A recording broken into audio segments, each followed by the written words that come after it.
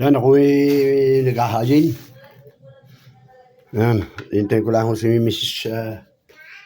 Kabaro.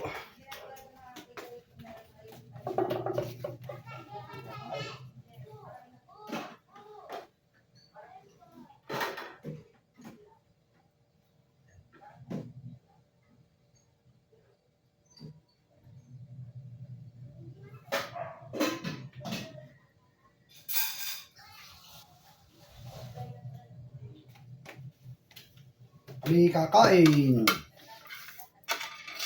Kakain kami. Almusal.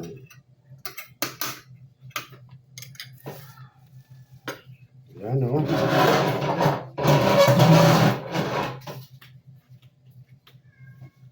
Yan.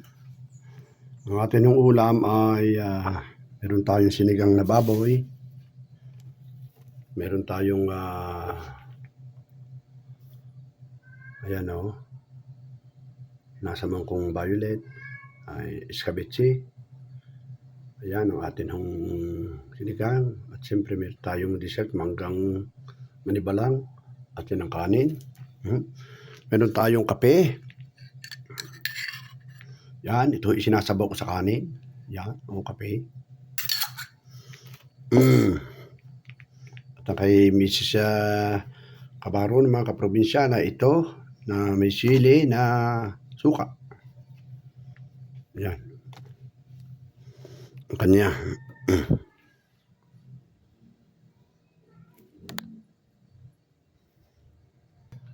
Hello po, at kami kakain ng almusal. Yan. Nailabas ko pa yun. Tayo. Ayan na.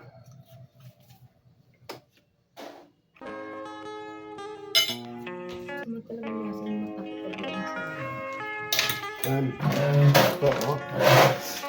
Ayan, Lord, salamat po sa biyaya. Ay, po kakain. Ito yung sinigang na baboy.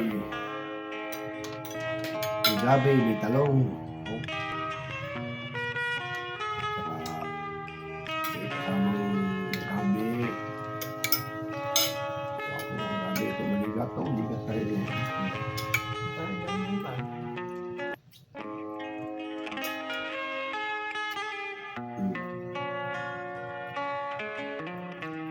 Sigurado ka magkakakumawa ako ng ano. Wow. Sabi niya. Meron naman. Ang dami doon. Huli. Ang dami sa akin doon yung huli.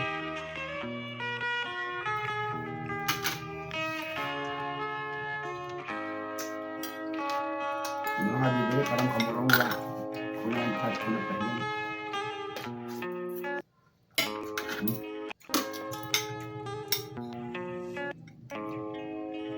Yung magkano? 60. 60 dyan sa talipapa. Grabe, pagkatapos magbibili. Bibili lang ng 25 kilo. 20 kilo. At kung bibili na lang, 60. Eh, kahit pa ako ng pahilaw, di ka. Hindi nga pagpapahilaw. Yun ito. Yung halos direct na galing sa Parmea, dinala sa kanila, di direct. Grabe naman doon sa talito kasi ito. Ang akin, di ba hindi pinapayagan? Hindi pinapayagan ng sityo. Wala. Yung ganun yung permit na binabayaran pagkakamura. Ang ganun yung nakakapos mga kano sa kanila. Nakakaawa ng mga farmer. Nakakaawa yung magtatanim. Ay kung halimbawa kayo kuwan, wala silang mabili. Walang magtanim. Halimbawa kayo walang magtanim. Sila kayo may mabibili. Tanong. Yan malaking tanong. Yan ang malaking katanungan. Dapat alam nila yung katanungan yun. Kung walang magtatanim, wala kang mabibili. Dapat kuwaawa naman. Kuwaawa naman talagang farmer. Pinakakuwaawa talaga lahat. Ang pinakakuwaawa lahat ay nagtatanim.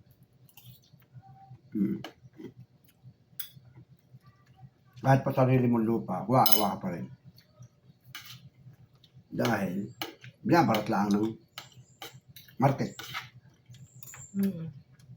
Tapos pag binigta naman sa tao,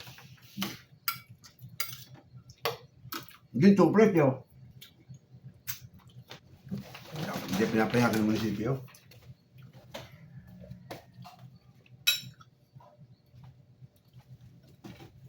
Wala silang tungkol sa price. Dapat inaano din nila talaga ang magtatanim. Sa akong farmer, kaya ako nagre-reklamo. Yan mga kabaro ng kaprobinsya. Sa totoo lang, may paliliwanag ko sa inyo. Dito ang topic ko natin, Saba. Sa Saba, hindi pa ho lakatan. Sa Saba na lang ho. Dala ko yung tumarato kanina. Ay 60 kilo. Tapos sa pagbibili naman ho ng pagka naman ho bibili, at ako'y nakaranas magdala, bibili sila sa akin ng 20, 19. Ayan, tunay. Yan ang tunay. Ang kilaw. At ibibili tayo 60. Grabe, hindi na makatarungan yan. Yan, mga kabaro, mga kaparmer, mga kahalamanero. Kung kayo ay nakikinig at makakapanood, may makakapanood nito, hindi naman sa sinisiraan ka ang merkado. Ilagay naman nila sa lugar. Ilagay nila sa lugar ang presyo. Sila yung presyo, ibagay nila sa kanilang bili. O ilagay, bilhin ng mura sa amin na magtatanim. O di ibinta lang nila ng mura. Ay bibilhin ho ng 20 ang kilaw. Ibang bibili ng 60. Ang matinday. Ang sabayaw, saba. Mr. Play. Tapos ang lakatan, bibilhin ng 40. Ipagbibili ng 120. Grabe naman, takaw ninyo. Bakit suagan? Mauutas ang mauutas talaga sa tulaan. Mabubuhay ang mabubuhay. Dito sa Pilipinas. Sa Pilipinas, mabubuhay ang mabubuhay. Ang makakapos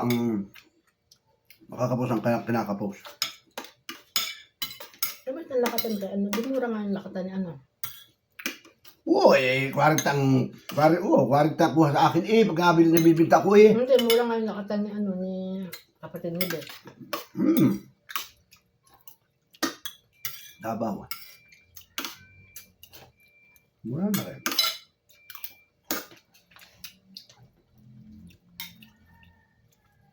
Hindi mo naging nasi Jonah Isagi sinilagang itlog na kayo. Sa mga makakapanood ho nitong aking video, wala naman akong intensyong masama. Aliho na kain kami napapag-usapan lang. Dahil sa mahal na anong bidihin. Sa mahal ho ng gasolina. Sa mahal ng mga abuno. Bibilhin lang ng gaya kamura. Oh, grabe, mahiyan mo kayo sa inyong balat. Mahiyan mo kayo sa inyong balat.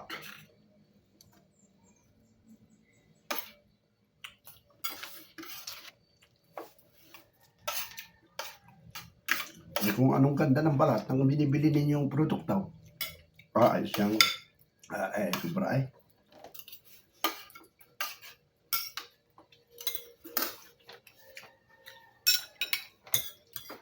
Tunay na kainaman na dito sa Pilipinas.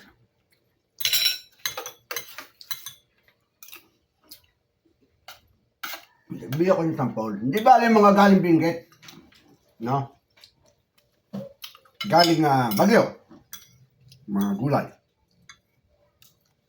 Siyempre maraming pagdadaan. Ilagay na makuha sa Bagyo ang repolyon. Basta repolyon lang. Ilagay na, ibigay ng may-ari ng parmerang ng repolyo ng 10 kilo. Oh. Ilagay na pagdating dito sa Batangas ay 60. Okay lang, yun. Malayo Malayo pinanggaling. Ay, kumpara dito sa Bubuyan, dito sa Batangas, ang taas sa kahoy, dadalhin lang sa talipapa. Ay, walang kaya laki ng patong agad. Ay, isipin mo 60. 60 ang kilo ng sabak. Bibilhin lang ng 19 ang 1 kilo. 12. Ay, tunay yan. Dahil hindi ko masabing 12. Ay, ang kapatid ko ay may lupa. Oh. Ay, sa totoo lang ay nagbibinta ay 12 ang kilo. 12 ang kilo na hilaw. Doon yun doon kukunin. Ang kukuha na hunod ay titiba. Yan ang tunay. Oh. Ay, ikumpara ninyo. Tiniba ako na. Tiniba na namin. Dadalhin dyan sa talipapa.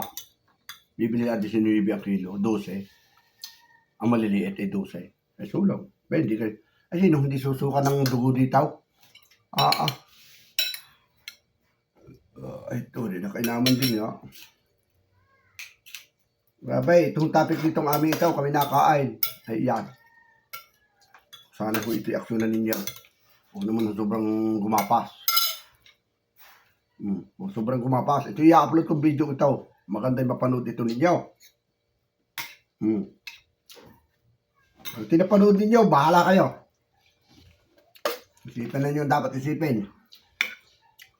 Isa akong farmer, kaya ako nagre-reklamo. Isa akong magtatanim.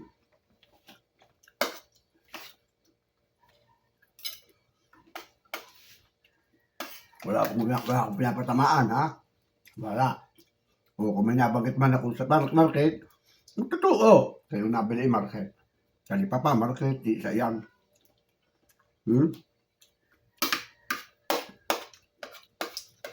Yan, sana mapanood ito at i-share ang video. Para mapanood ito ng mga kinaukulan day.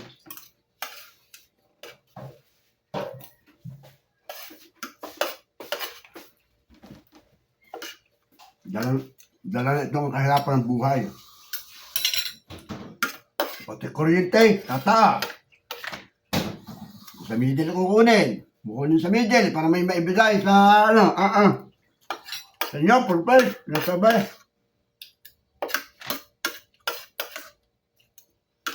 Mahal kayo. Yan, siguro po mga probinsya, mga kalamanero, mga kabaro, nandito na muna po ating video. Salamat po sa inyo lahat.